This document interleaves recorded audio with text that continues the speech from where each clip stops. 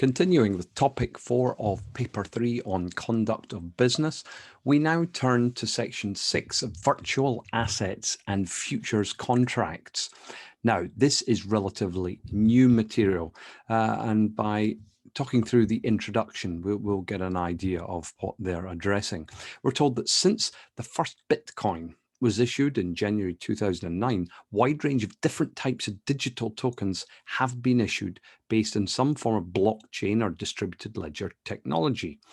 We're then told that a digital token is a digitally written entry on a computer code that is able to be controlled by one or more persons according to the set of functions the computer code provides or permits.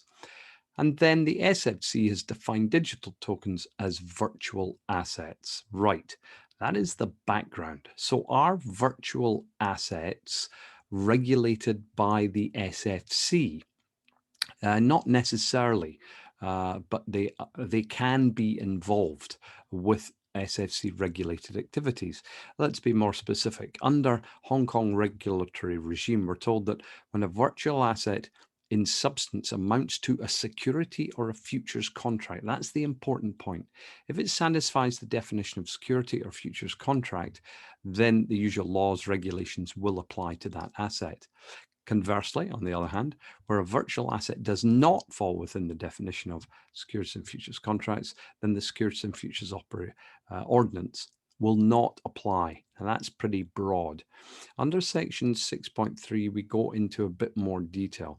Basically, if you are involved in managing a collective investment scheme, which has within it cryptocurrency, virtual assets, then the SFO will cover the act of the asset management of the collective investment scheme, irrespective of what's in the scheme. Also, futures on cryptocurrency contracts, the futures themselves satisfy the definition of securities and futures under the SFO, and so those types of assets that are traded can be covered by the SFO. Section 6.4 looks at the risks involved with investing in virtual assets, from valuation, volatility, and liquidity, all the way through to leverage and complexity. So, as I say, it's relatively new material on virtual assets. Has it been examined? Not extensively. No, not at all. If it were to be examined, it's going to be one question, or it could be part of a question. I'd be aware of the material, but I wouldn't spend too long on it. We then move on to an old favorite, prevention of money laundering and terrorist financing under section 7. Now we have a number of ordinances, 6 pieces of legislation with regard to prevention of money laundering, anti-money laundering. We have AMLO itself, the Anti-Money Laundering Counter-Terrorist Financing Ordinance, Drug Trafficking, Recovery of Proceeds Ordinance, Organised Serious Crimes Ordinance, the Anti-Terrorism Measures Ordinance, the United Nations Sanctions Ordinance, and the Weapons of Mass Destruction Ordinance. Now, we've given you details of each of these ordinances. I would say that if they're going to examine anti-money laundering, then it's going to be one question. So I would be aware of the contents of these ordinances without being able to translate them verbatim. Section 7.3, Guideline on Anti-Money Laundering and Counter-Terrorist Financing. Now, those 6 ordinances are the legislation. Do intermediaries and senior management within intermediaries know those ordinances inside out? No, they don't. But you should be very familiar with the guideline that the SFC has provided on anti-money laundering, because if you follow the guideline, then you will be in a good position to be complying with the ordinances. The guideline recognizes 3 common stages in the process of money laundering: placement, layering, and integration.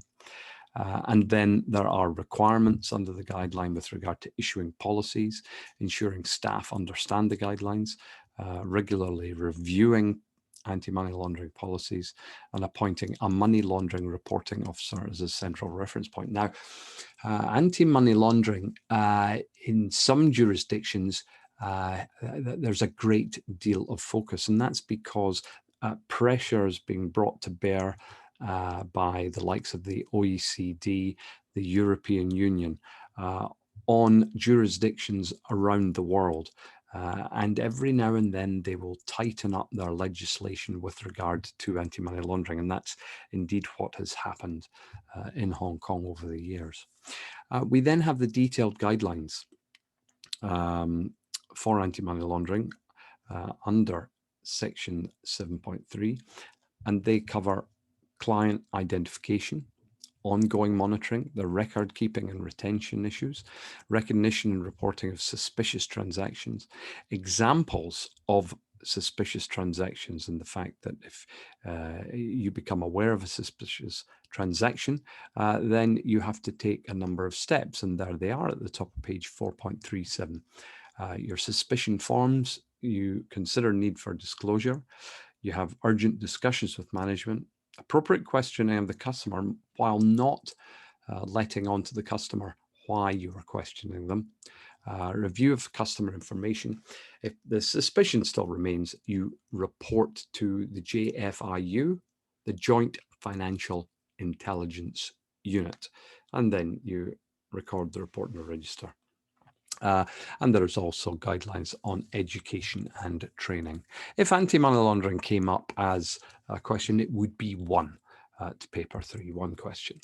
We then come to another section where there will definitely be a question, market misconduct and the consequences of it. Now, there are 6 categories of market misconduct, and the SFC views market misconduct more seriously than just simple misconduct. You're going to be, could well be disciplined or prosecuted for market misconduct, but for misconduct, I should say, but market misconduct is considered even more serious because you're bringing the whole market into disrepute. 6 categories of market misconduct: insider dealing, false trading, price rigging, stock market manipulation, disclosure of information about prohibited transactions, and disclosure of false or misleading information inducing transaction. Now, for each of those categories, we give you a definition which follows. Now, what's the SFC going to do in terms of prosecution? They will either prosecute down the civil route or the criminal route, but not both. There is no double jeopardy. So they will decide whether they prosecute down the civil route, and if they decide on the civil route, then your case will be heard by the Market Misconduct Tribunal, and the level of proof will be balance of probabilities. Whereas if they select the criminal route, then your case will be heard by a court of law, and the level of proof will be beyond reasonable doubt. And the diagram at the bottom of page 4.38 outlines the issues involved. And as I said, here are the definitions of each of the 6 categories. Insider dealing at 8.2, 8.3 covers false trading, 8.4 covers price rigging, 8.5 stock market manipulation, 8.6 disclosure of information about prohibited transactions, and finally disclosure of false or misleading information.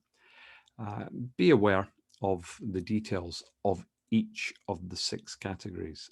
Now, in the box towards the top of page 4.41, we're told that the false trading, price rigging, stock market manipulation cover transactions that are carried out in Hong Kong or indeed anywhere in the world with regard to instruments that are traded on the Hong Kong stock market, and for all instruments traded in Hong Kong, irrespective of where they originally are traded. So be aware of that geographic coverage. Top 4.42, safe harbor rules.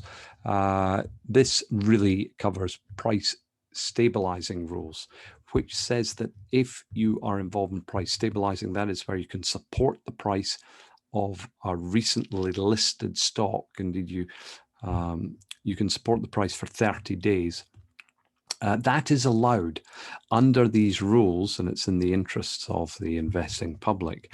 Otherwise, that behavior supporting the price would be caught under market misconduct. Fraud and deception is an offence in any securities transaction to use any device, scheme, or plan to defraud, not surprisingly, engage in any act or practice which is fraudulent or deceptive. Now, what will happen if you are found guilty of market misconduct, or if you are prosecuted? If it's down the civil route, you'll be in front of the Market Misconduct Tribunal. And we've given you details of the Market Misconduct Tribunal. There'll be 3 individuals that sit on it, and it's set up by the Chief Executive of Hong Kong. What can the Market Misconduct Tribunal do to you? Well, we've given you the orders that they may make at the bottom of page 4.42. They can disqualify you for up to 5 years from holding office in Hong Kong, prohibit you from investing for up to 5 years, prohibition of further market misconduct, which is not surprising, a cease and desist order. They may ask you to pay profits made or loss avoided, plus any compound interest to government, payment of reasonable costs, and there could be disciplinary referral orders.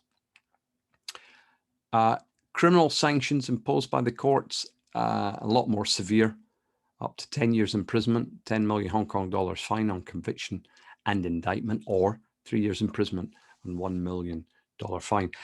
Do I need to know these criminal sanctions? It's unlikely that they will examine that, but be aware of them. And then we have private civil actions. Now that's where a third party will sue you for damages for any as a result of your market misconduct. And a private civil action can take place on top of the SFC prosecution, either down civil or down the criminal routes. Finally, under topic 4, unsolicited calls. These are cold calls. Well, the first point tells us unsolicited calls include most possible forms of communication made by an intermediary with any person without his or her express invitation. Now, going part of the way down section 9 there, let's see what they're referring to. It's an offence to engage in the following acts during an unsolicited call: offering to make agreements to buy, sell financial products, offering securities margin financing, that's SMF, or offering to provide profits, income, or other returns from dealing in such financial products. So it's where someone cold calls a party and tries to sell something to them, try to make money. That is an offence. However, there are a number of persons that are exempt from the prohibition. In other words, you can call these parties without breaking the law. Existing clients, licensed persons, registered institutions, that covers licensed and registered institutions, professional investors, solicitors or accountants that are acting in their professional capacity, and money lenders. Those persons are exempt. You can call them and try and sell them something. You can cold call and try and set up a meeting. That's okay. It's where you actually engage in one of those acts that we've listed there.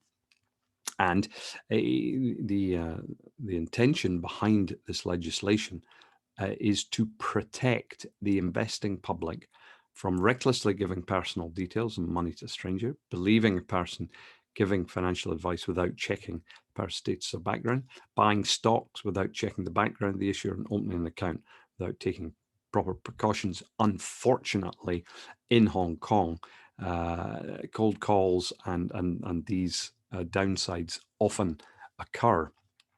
Top of page 4.44 tells us that you can rescind the agreement if it was a cold call in a certain situation. And the diagram shows you that you have the right to rescind within a 28-day period from receiving the call. And when you discover that the call that and you spent money was indeed a cold call, you've got 7 days to rescind the agreement. So you must get out of the agreement within 7 days, and that right exists for a 28-day period. We're then told that the the rules do not apply to buying or selling securities which the person already owns. You can cold call that person. And a permissible communication. Permissible is one that's made to more than one person in identical terms, made by way of a system, creates a record of communication. It's made through a system which does not require an immediate response. So what does that mean? Permissible communication. It's communications where, just as it says, the party being called doesn't have to respond immediately. So the communications which are covered by this unsolicited calls are telephone calls, definitely, meetings in person. Those are the two main ones, and that has been examined in the past. That brings us to the end of topic 4. And there is a lot of material in there. I'd say it's probably one of the largest topics at paper 3. Number of questions, I reckon, are between 7 and 8. So I would read through the material. I would do the practice questions as listed on Examinator.online. But I wouldn't spend an inordinate amount of time on it, because a great deal of that material will not be examined. But it goes without saying, some of it will.